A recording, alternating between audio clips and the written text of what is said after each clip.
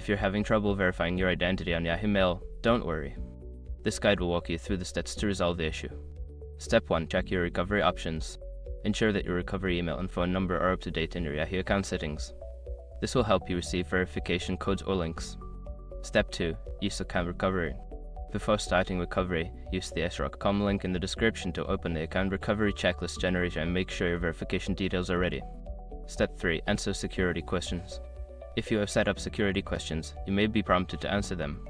Make sure to provide the correct answers to regain access to your account. Step 4. Contact Yahoo support.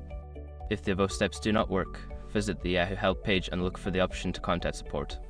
Provide them with as much information as possible about your account to assist with the verification process. Step 5. Wait for a response. After contacting support, be patient and wait for their response. They may take some time to get back to you, but they will provide further instructions on how to verify your identity.